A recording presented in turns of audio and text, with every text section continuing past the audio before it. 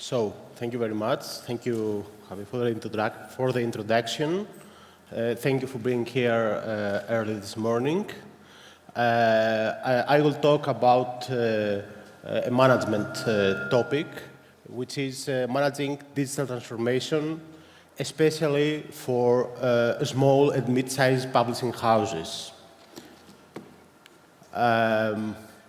There were already a few words in the introduction, so this comes a lot from our experience with publishers, bookstores, and cultural institutions, which goes back to more than 15 years. We are Athens-based. We have worked both locally and internationally. Also that we are involved in consulting and events organizing for book professional helps in that respect.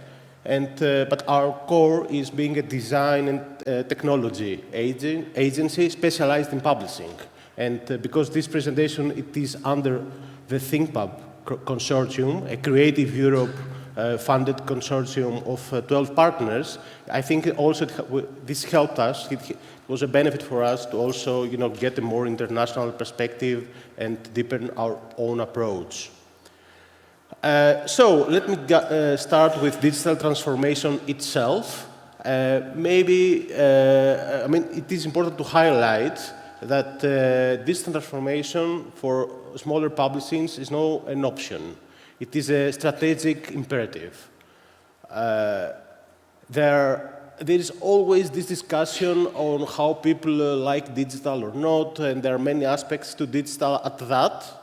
But the thing is that we have waves upon waves upon waves of digital transformation in publishing. Yes, it has been gradual, but it has been continuous. It has been across the board, across the value chain, and it has been unidirectional. I mean, there is discussion if we are, in a mixed culture of print and digital and so on, but in every turn, we become more digital. That is important to stress. And also, this is not just about books. It is about the media industry as a whole, and it is about the whole society. So there have been many waves, from desktop publishing to e-shops, digital marketing, and e-books and print on demand. But the most important takeaway here is that the moment you think that you have, you know a lot about audiobooks or about TikTok, then artificial intelligence comes along. So there is a constant thing. And this also changes the business models. I mean, much more opportunities for direct-to-customer options, subscription, which had been around for many years now, but which was something new, at least at the modern publishing, self-publishing, and so on. And this, in a way, changes publishing and how it is done. So it is a lot of publishing nowadays is much more dependent on data.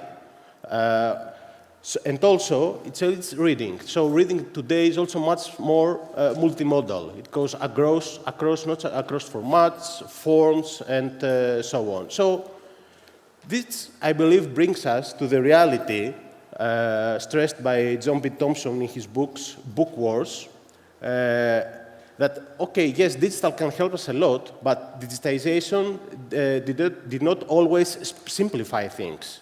On the contrary, it often made them more complex. And I think this is a challenge that it is shared by all publishers, not just the smaller ones. Another challenge is also that in a way, publishing people and tech people don't mix a lot. So most people excel either in content or in tech, but rarely in both. Many tech experts do not understand content and reading. Some of them, I would say, also don't really care to understand it. But on the other hand, many book professionals believe that tech is like none of their business. It is not important for them it's not their task to really learn about technologies. This is a cultural thing, this is an attitude, but for me this is very important. But because the moment you understand that as a book professional you have to be a lot into tech, yes, then you start to engage, learn, and so on. Let's now go deeper into some challenges, but also opportunities, as you will see, specifically for smaller publishers when we're talking about digital transformation. So these are companies that they are run by the founder or the family. They're mostly independent. This means also that they are mostly intuitively managed. And I think probably the most important hurdle of them all, that there is limited in-house technical experts. So there is a lot of multitasking when we are talking about the smaller publishing houses, and few people are really experts in technical matters. I know, of course, just to note here that there are many different kinds of small or mid-sized publishers. I mean, there are like really small teams of 3 to 5 people to some tens of people. There is a variety, but I'm talking about the general picture here. Budget constraints are obviously true, and I would like especially to highlight the cost structure. The thing is that you have to continue investing in your traditional way of doing things, like doing print books, for example, and distributing to physical bookstores, and then you have also to invest in something digital. And of course, there are limited economies of scale because of the size. Much more legacy systems and legacy workflows. And at the end, it is important to say that this is, again, also about culture. I mean, it is very interesting and very nice, and also I like as a reader that many publishers have this personal touch, this André Cifrin vibes of more idealistic and so on. But there is also a culture of resistance on how we do things, which is particularly a problem because, in a way I have already mentioned, because of the pace of changes. So, in many cases, smaller publishing houses haven't adapted to a previous wave of digital transformation, and then a new wave comes along. So you have to work on many digital projects at the same time. So going to the opportunities, but because these small numbers, this more personal touch has opportunities, and these are the dynamic and personal touch. There is much more flexibility and adaptability. Shifting to younger generation can help things out, and also possibilities for cooperation with other similar-sized publishers. It also can help.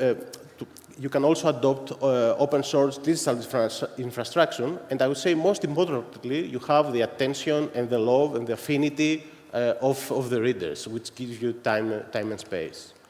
But bottom line is, I believe, that digital transformation, it is a chance for smaller publishers to stand out, as digital technologies give wider access to capabilities previously limited to the larger publishers. So a number of barriers to entry have actually lowered.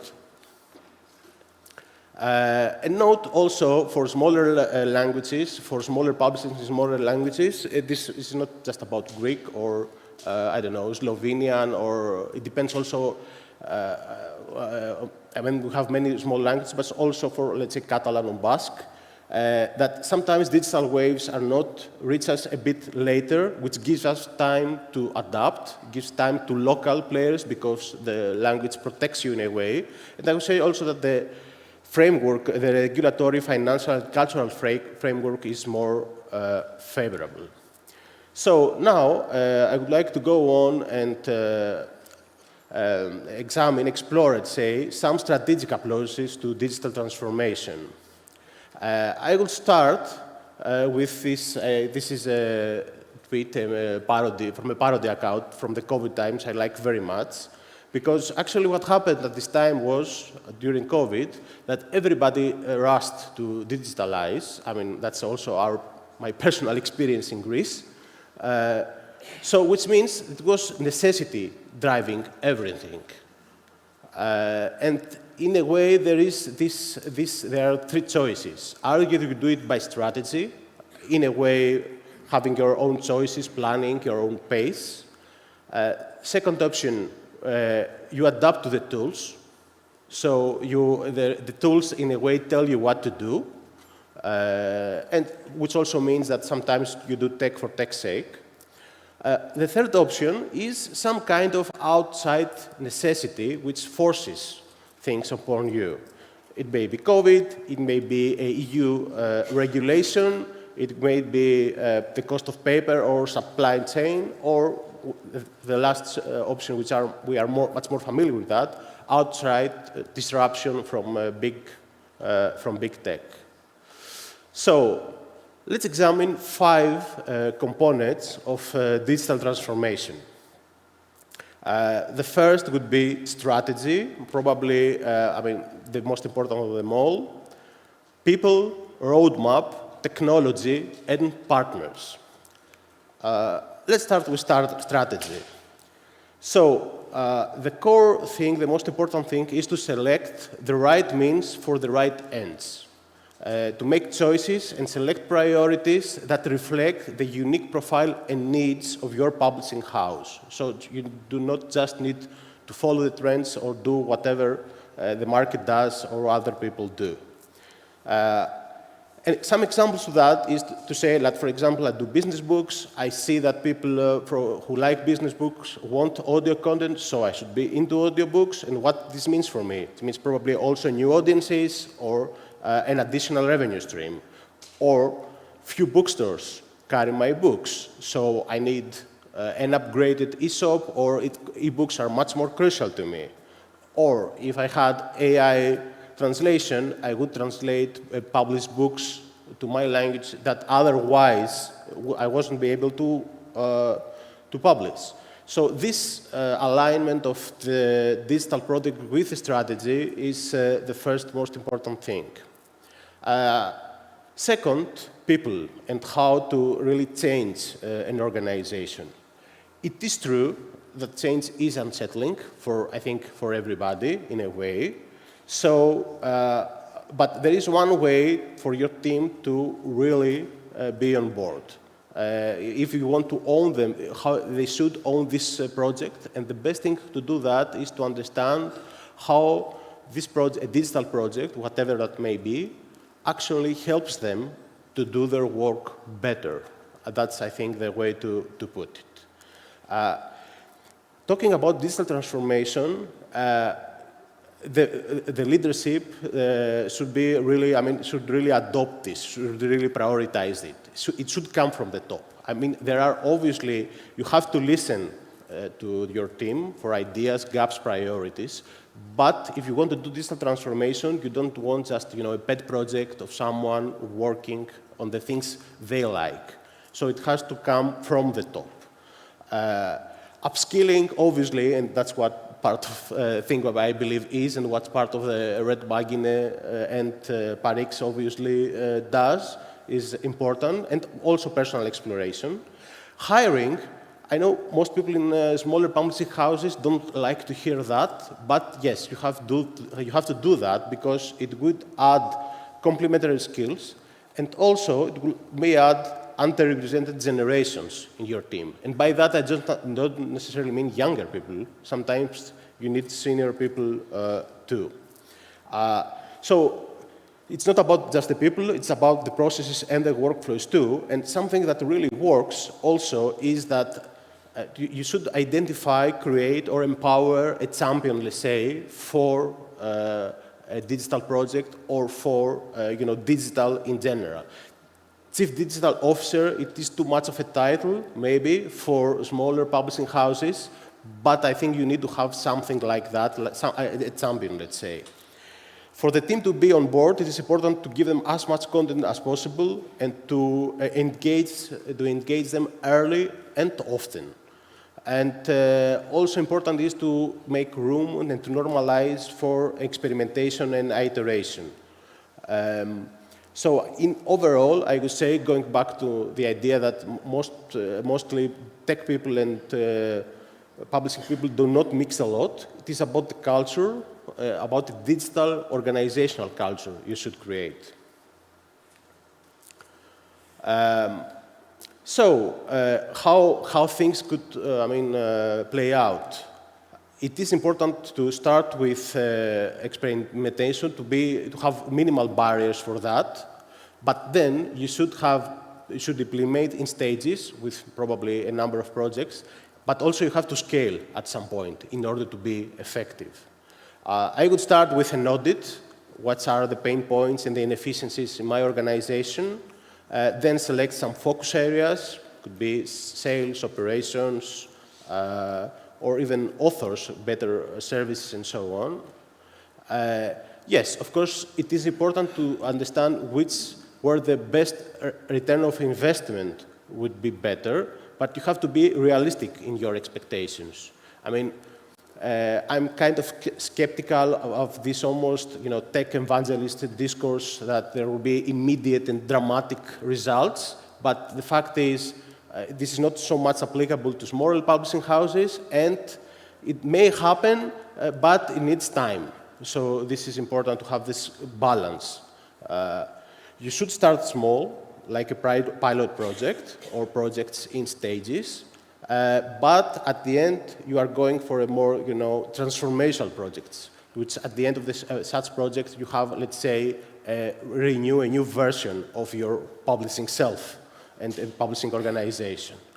And of course, you have to have KPIs, which may be sales, yes, of course, but it could be also, subscribers to newsletter or social media reach, if it is about digital marketing, or production turnaround time, when it comes to production, translation, ebook production, and so on. Then technology. So this is an important thing in the sense that you can't really evaluate what is on offer out there if you do not have a good understanding of technology. This doesn't really mean that you have to be an expert in technology, but the more you know, the more you understand, the more effectively you'll be able to evaluate a platform, a service provider, an individual developer, or whatever that may be. There's always this buyer-make dilemma, and it is true that in some cases, I mean, if you are talking for publishing houses or for a few tens of people, you can build something in-house, but I think it is obvious that you have to outsource and to buy at some point. The critical thing is to be future-proof, so don't just solve the problem right in front of you, but think what will happen in 5 or 10 years from now. You should stick to international and open standards as much as possible, because this is a way to future-proof the digital infrastructure and the viability of what you do. Avoid as much as you can unproven tech. I know this is kind of contradictory with experimentation and so on, but you have to find the right balance.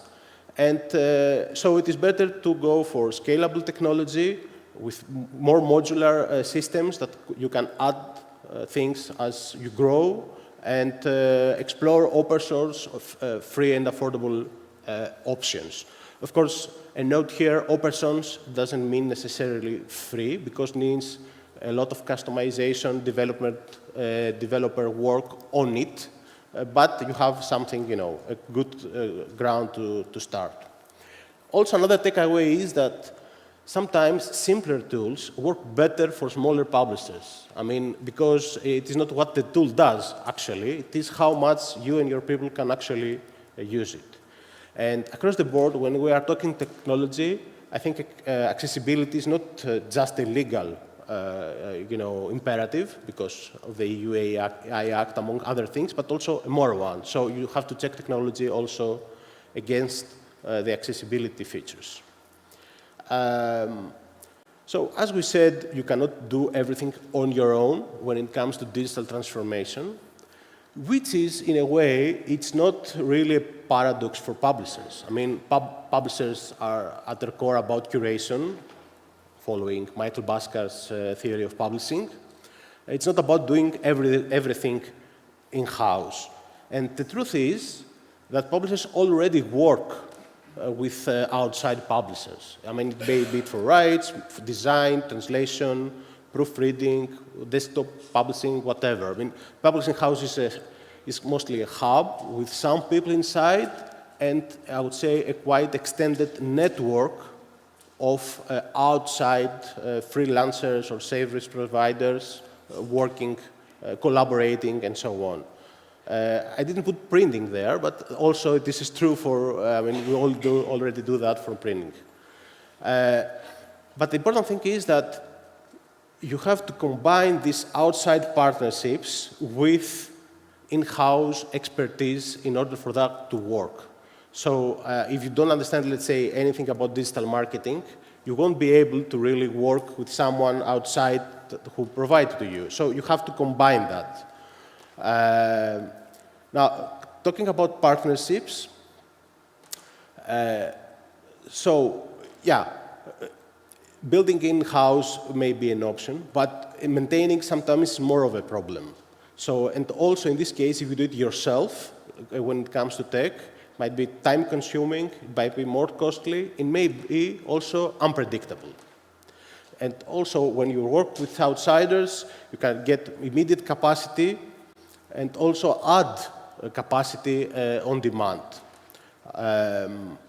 And outside partners also may help you to stay current in this very evolving landscape. In any case, you should aim for strategic long-term relationships, and also you should prefer people which are willing to engage with your team, not just sell you a product or a service. Professionals and companies have their own, everyone has its own merits in this case. I think professionals are more personally engaged, but the companies are good at offering also, you know, they can also be, may have more, let's say, a different culture sometimes, but it is a good one-stop shop for turnkey solutions to have everything you need.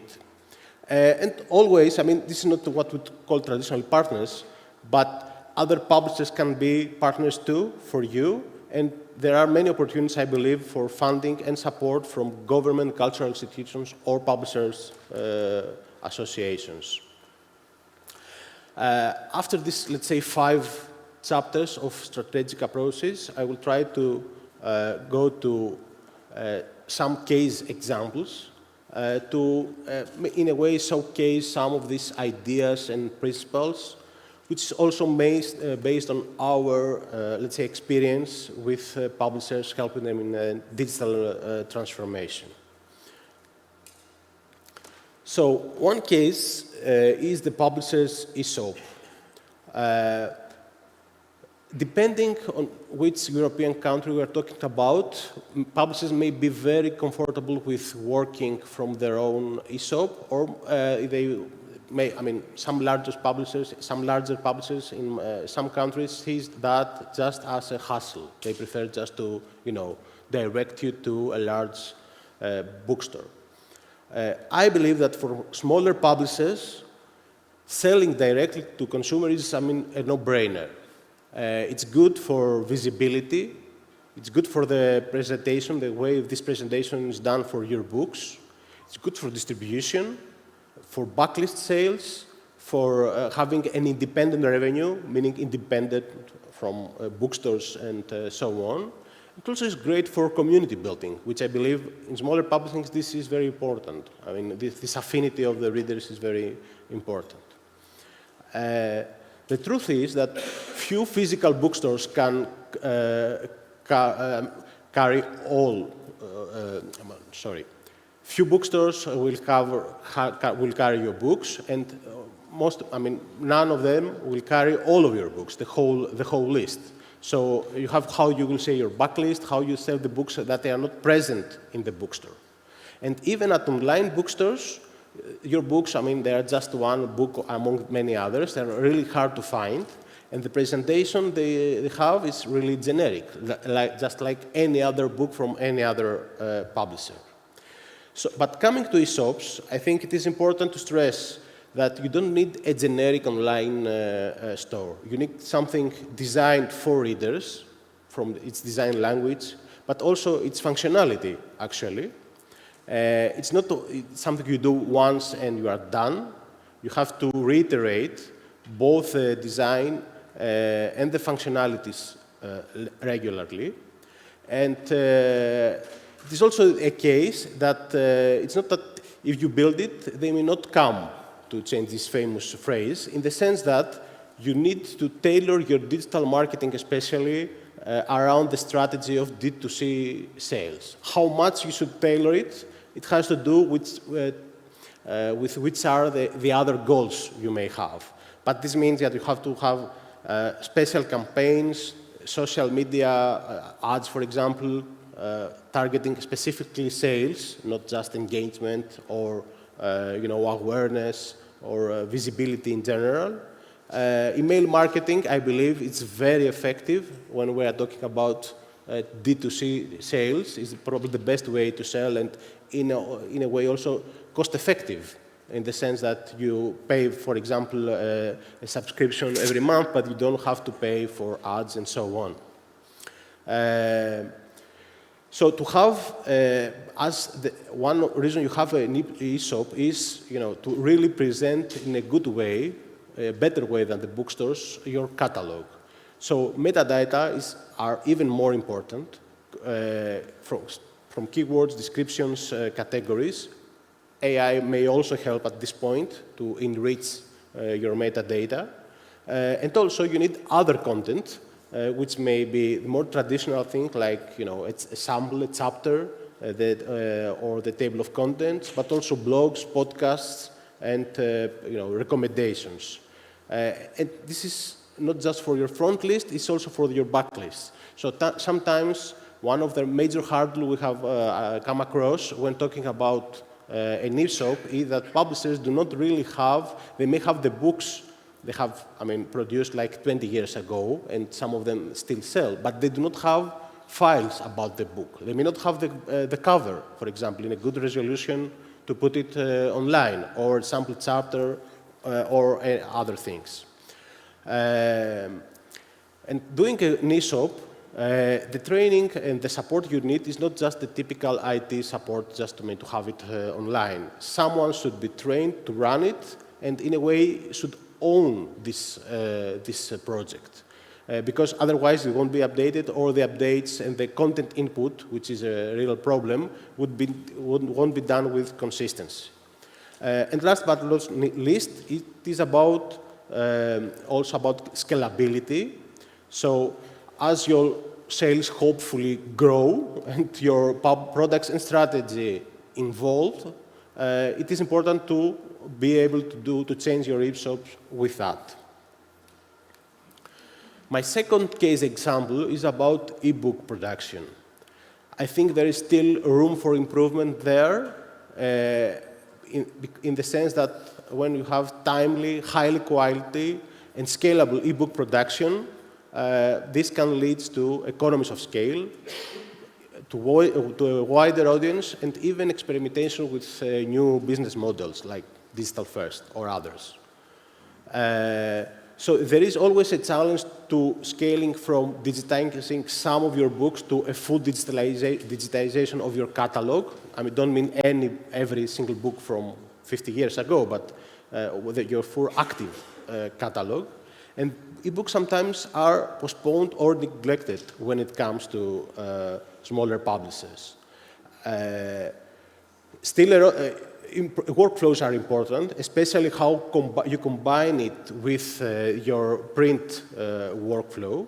And the truth is that the full capabilities of the desktop publishing software, even the classical one, is not 100% leveraged yet. Semantic styles or templates are, for me, a good example if you want to export it, and many people still don't do it right. And there are a lot of help you can get from AI these days, but still, this is something you have to explore. There is always the dilemma, should I do it in-house or outsource it? I believe it makes sense for smaller publishers to have some in-house capability for their day-to-day work and for simpler formats. Maybe do all of it, but outsourcing conversion would make sense if you want to scale to do a lot of e-books in a short period of time, or when you are faced with complex formats. Academic works with many tables and diagrams and so on, and it's a good example. Illustrated books is another one. Also, it's not about hit the button at InDesign or whatever to export an EPUB. You have to really check it to really have quality control. I mean, as publishers, you do a lot of let's say proofreading when it comes to print, but sometimes EPUB or ebooks in general do not have the same care from the publisher that everything in structure and content is right.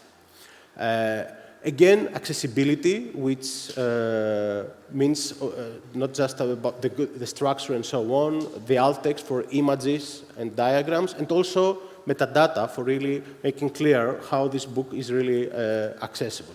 And you may also need, depending on the distributors you work with and the bookstores you work with, platform-specific exports as well, managing the metadata in a way that fits every case. My third case example is from AI. Obviously, it is something we talk a lot about it in publishing. So, in the case of AI, what I would like to emphasize is that this has across-the-board repercussions. I mean, it affects everything, I believe, in publishing. I don't really think a part of publishing which is not affected. And also, upgraded capabilities and new tools emerge really fast. And from all the digital tools and platforms and so on, AI could really offer more leverage to smaller publishers, could really change this calculus, how you leverage digital to compete with larger players. So it should be a priority, as exactly it is the thing that can really lower the barriers. I think everybody in your team, you should experiment and learn about AI. Even this also means that you have to allow time for them, for yourself and them to learn. It may be more formal training, but also personal experimentation and actually just using the tools. It's the first step for me, because if you are not a user on your own time and for yourself, you can really use it also for professional reasons. People know, of course, the general chatbots based on the foundation models, but now we have many more specialized AI tools. It is maybe for translation, marketing, ads, many options, editorial also, metadata, and so on. So don't stay just to the ChatGPT and Gemini and Claude or whatever. You have to explore the specific tools. And then, identifying your needs, you should start probably a pilot project, how to really integrate AI into some areas of your work, probably working with someone, an AI champion, let's say, which really cares about the things, understands these things inside your team, first of all, and also with partners. And across this process, it is important to formulate also a policy and guidelines for this AI use. This should be first for inside the team, should be for your authors, I mean, in which cases and how we really label and be open about that we use, let's say, an image which is AI generated. There are already a number of good guidelines, specifically from academic publishers out there. You can get inspired by them. But you should, in a way, as much as possible, formalize it, because it's not just about the team, the work you do. It is also about the stakeholders.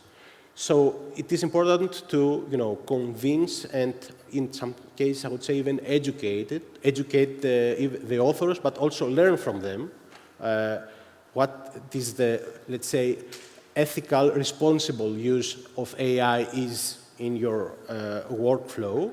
And it's not just about the authors. There is also other book professionals obviously are in this are also stakeholders, translators, designers, and so on, but also readers. I mean, there are cases, for example, that through AI there was quite good, let's say, marketing material produced, but the readers didn't like it just because it was AI, for example, for visuals, or for audiobooks. Before even they listened to the audiobook, they didn't like it because it was, so you have to explain or do the right also marketing and communication around it.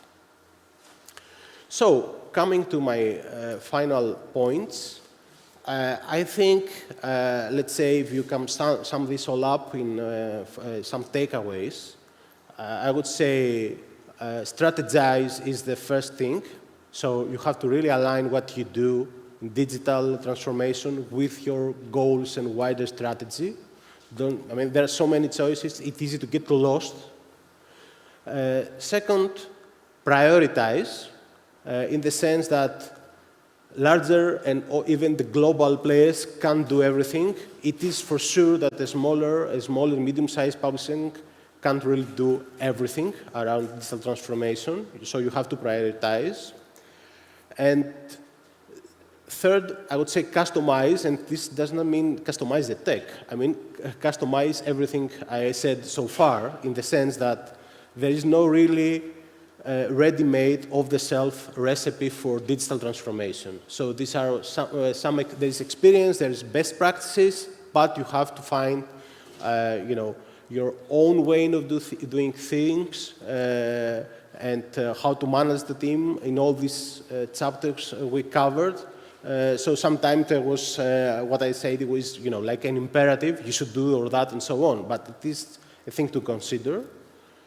The fourth is reiterate. So this is a really open-ended process. It won't going to end with just a single project or, in 1 year or so on. So you have to go back to it, do waves of digital projects and so on. And the last, but probably the first in a way, is that you have to be a user yourself of all these digital platforms and digital tools. I mean, if you want to do ebooks, I don't imagine anyone, it is important to be also a reader of ebooks, a listener of audiobooks. You have to play around with all the AI tools, you have to be on social media and so on and so forth. Maybe not be a heavy user, but it is important that you don't really understand all these platforms and all these use cases if you are not a user yourself of technology. There are many possible first steps. I would say the first thing would be start with an audit, find really gaps in your digital infrastructure, products and processes. Audit is the first. Second is discuss with your team. I think sometimes only the actual person doing the work know what's wrong and what's right, obviously. So, and if you do a really frank conversation with them, you will find both technology gaps, but also skill gaps. So that where do they need more time to learn or upskill? Third is define some first goals. So you have to have some focus area, which is not exactly the same as having a strategy, but this is a first step, let's say, to a strategy. And last, is to really identify a pilot project. It's not about just if you start a digital transformation now. Maybe you have already some waves of digital transformation. What should be your next project? You should start with a pilot project and make sure to be meaningful and also feasible. So I couldn't resist to do one more thing, because we are talking about digital transformation. So maybe the talks for book professionals also are under digital transformation too. So you can listen to this presentation, to this talk as a podcast generated by AI. So this is actually my content. It's not, chat GPT content. And using Notebook LM, it has been turned into a conversational podcast, what Google calls audio overview. I think that it's actually good. I have uploaded to YouTube too. You can scan the code. And I would say it is 99% accurate to the content of my presentation. So maybe, you know, PowerPoints and talks about, for book professionals, have their own digital transformation too. So now we will have some time, like 5 minutes, to discuss with you. I would be glad to hear what is your experience, how this is different for you, maybe what are your priorities, or what you consider the best first steps when you do a digital transformation project. Thank you.